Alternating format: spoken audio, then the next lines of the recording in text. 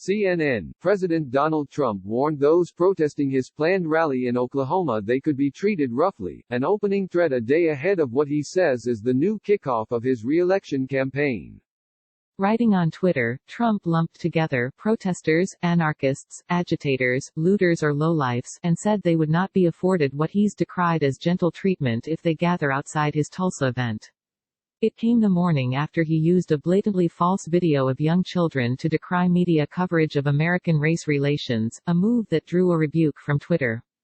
The messages, which came as the nation marks the day in 1865 that the last enslaved black people in the U.S. learned they had been freed from bondage, made no attempt at striking a unifying or commemorative tone.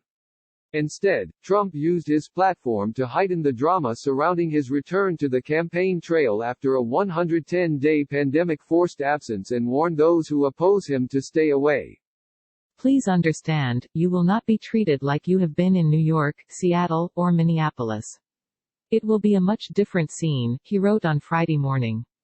It was a turnabout from Trump's declaration earlier this month that he is an ally of all peaceful protesters, though not necessarily a surprising one given his repeated condemnation of demonstrations that, in some instances, turned violent. As he heads into Saturday's rally, Trump is hoping to reset his campaign after a rocky stretch that has included widespread disapproval of his handling of racial demonstrations, a global public health crisis, 2 Supreme Court losses and, most recently, a stinging rebuke by his former national security advisor. Big crowds and lines already forming in Tulsa. My campaign hasn't started yet. It starts on Saturday night in Oklahoma, he wrote. Indeed, outside the Bank of Oklahoma Center in Tulsa, a line began forming earlier this week with rally-goers enthusiastically awaiting the president's arrival. Tulsa's mayor, a Republican, signed an executive order on Thursday establishing a curfew for parts of the downtown area near the rally location, saying more than 100,000 people were expected in the vicinity of the event. The mayor said, individuals from organized groups who have been involved in destructive and violent behavior in other states are planning to travel to the city of Tulsa for purposes of causing unrest in and around the rally. Trump initially planned to hold the rally on Friday, but changed the date after learning it fell on Juneteenth, the historic anniversary of enslaved people in Texas learning they were free nearly 3 years after President Abraham Lincoln signed the Emancipation Proclamation.